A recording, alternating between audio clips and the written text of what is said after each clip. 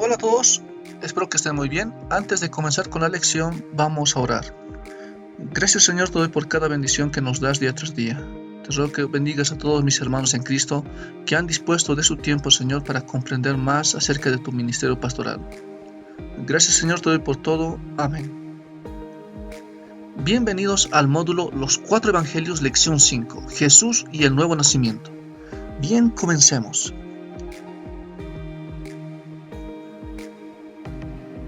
Vamos a hablar brevemente acerca de Juan capítulo 3, versículo 1 al 16.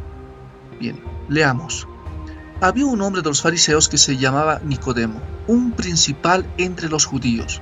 Este vino a Jesús de noche y dijo: Rabí, sabemos que has venido de Dios como maestro, porque nadie puede hacer estas señales que tú haces si no está Dios con él. Respondió Jesús y le dijo: de cierto te digo, que el que no naciere de nuevo no puede ver el reino de Dios. Nicodemo le dijo: ¿cómo puede un hombre nacer siendo viejo? ¿Puede acaso entrar por segunda vez en el vientre de su madre y nacer? Respondió Jesús: de cierto te digo, que el que no naciere de agua y del Espíritu no puede entrar en el reino de Dios. Lo que es nacido de la carne, carne es, y lo que es nacido del Espíritu, Espíritu es. No te maravilles de que te dije: os es necesario nacer de nuevo. El viento sopla de donde quiere, y oyes su sonido, mas ni sabes de dónde viene ni a dónde va. Así es todo aquel que es nacido del Espíritu. Y respondió Nicodemo y le dijo: ¿cómo puede hacerse esto? Respondió Jesús y le dijo: ¿eres tú maestro de Israel y no sabes esto? De cierto te digo, que lo que sabemos hablamos, y lo que hemos visto testificamos, y no recibís nuestro testimonio. Si os he dicho cosas terrenales y no creéis, ¿cómo creeréis si os dijere las celestiales?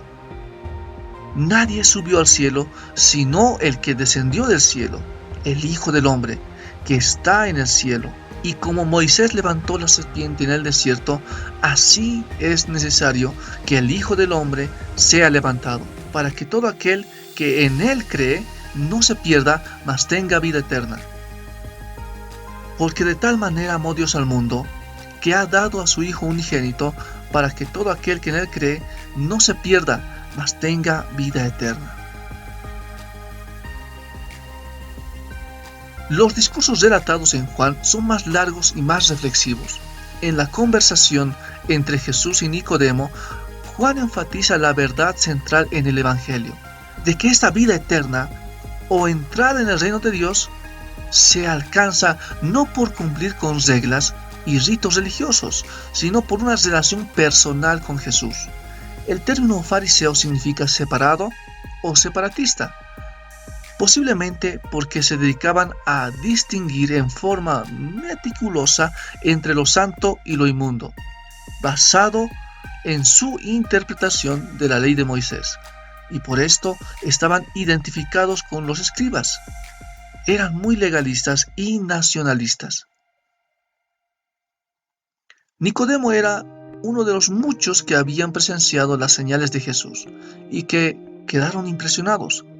Su nombre es una palabra griega compuesta que significa vencedor del pueblo.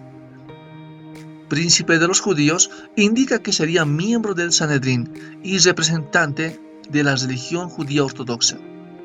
La sinceridad de Nicodemo es evidente por la manera en que hace preguntas y responde a las palabras de Jesús. Siendo miembro del Sanedrín y sabiendo de su posición contraria a este nuevo profeta, quiso tener la entrevista en secreto.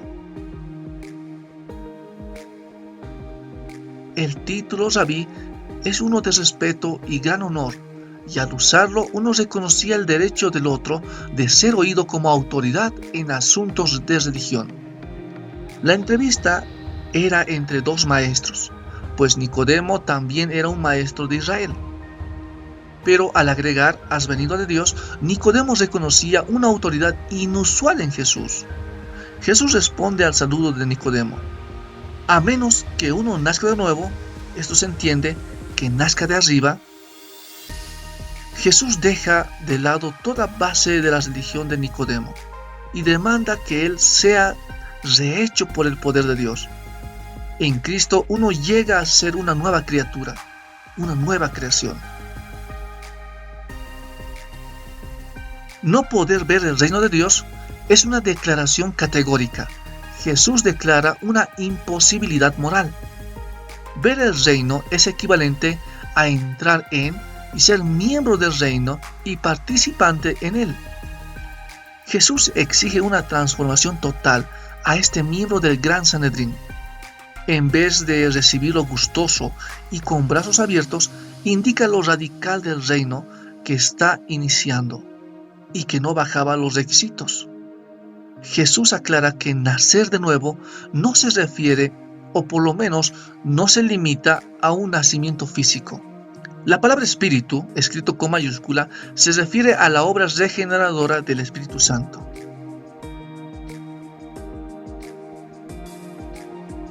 Jesús emplea una analogía para explicar lo que es necesario para entrar en el reino de Dios. El ser humano recibe un cuerpo adaptado para funcionar en el mundo material por el nacimiento físico de padres humanos. En una manera parecida, el ser humano que cree en Cristo recibe una naturaleza espiritual del Padre Celestial, efectuada por el Espíritu Santo y adaptada para funcionar en el reino de Dios. La ordenanza del bautismo en agua es una manifestación testimonial del nuevo nacimiento, pero no motivo del mismo. Es decir, el no haberse bautizado en agua no impide el nuevo nacimiento del Espíritu.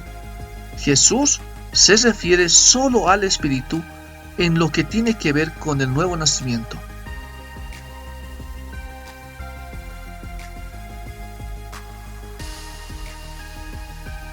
En Juan capítulo 3, versículo 8, el viento sopla de donde quiere y oyes su sonido, mas no sabes de dónde viene ni a dónde va.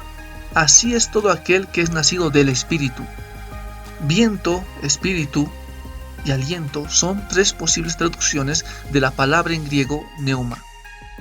Si bien no podemos ver al Espíritu Santo ni saber cómo opera en el ser humano, pero podemos sentir su movimiento en nuestra vida y observar el efecto de su presencia y operación en la vida de las personas que han nacido de nuevo.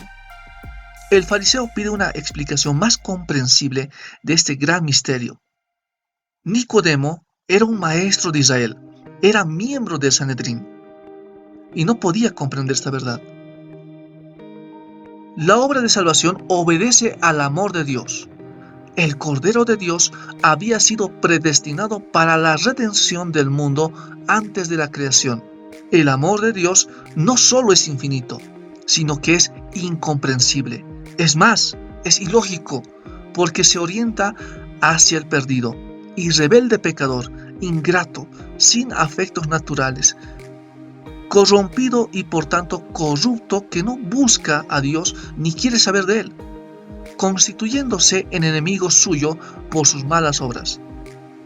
Lo sorprendente es que a estos enemigos, cuyo destino era la eterna condenación, los reconcilió consigo mismo por la muerte de su Hijo. Bien, ahora vamos a hablar brevemente acerca de Juan capítulo 3, versículo 22 al 30. El tema principal es el amigo del esposo. En primer lugar, los discípulos estaban bautizando bajo la instrucción y la autoridad de Jesús. Con este ministerio, Jesús estaba identificándose con el bautista y aprobando el rito que se administraba. Este bautismo tendría especialmente el mismo significado que el de Juan el Bautista, es decir, una señal de arrepentimiento y limpieza del corazón en preparación para el reino que Jesús vino a inaugurar. ¿Por qué seguía bautizando Juan después de identificar a Jesús como el Hijo de Dios? En respuesta a esta pregunta, no todo el pueblo estaba preparado para la venida del Mesías, y además Jesús no había tomado su oficio en un acto público como Juan estaba esperando.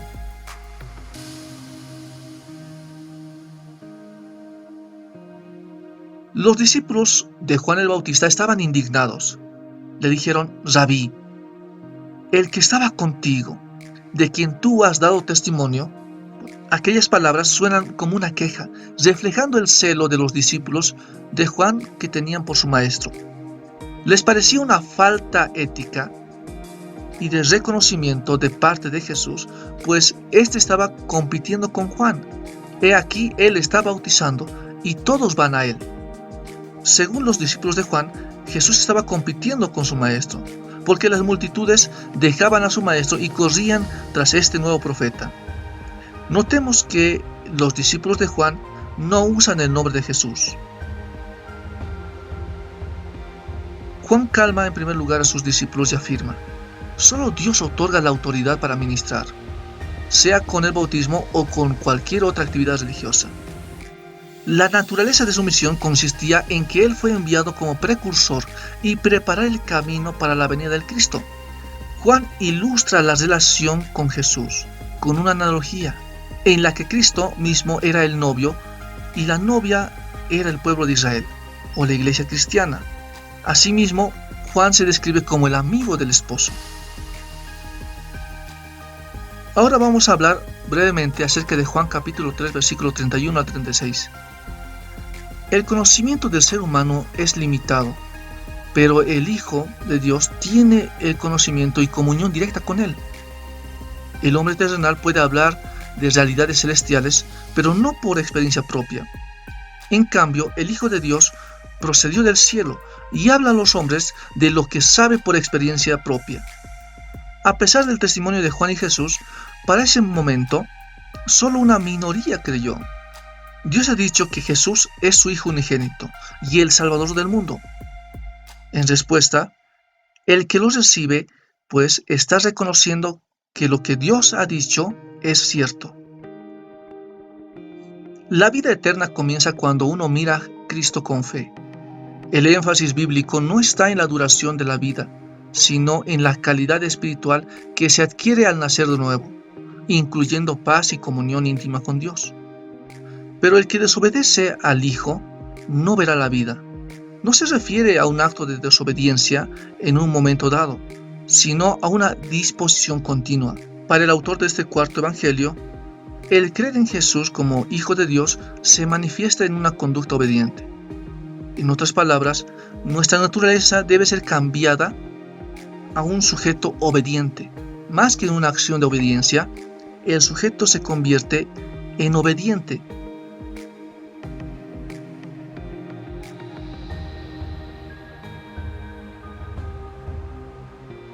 Bien, les dejo las siguientes preguntas de repaso. 1. ¿El término fariseo significa separado o separatista? 2. ¿Los fariseos se caracterizaban por ser? 3. ¿A qué grupo pertenecía Nicodemo? 4. ¿Cuál es el tema principal en la conversación entre Jesús y Nicodemo? 5. ¿Es posible entrar al reino de Dios por medio de buenas obras? Gracias por su atención y nos vemos en la siguiente lección.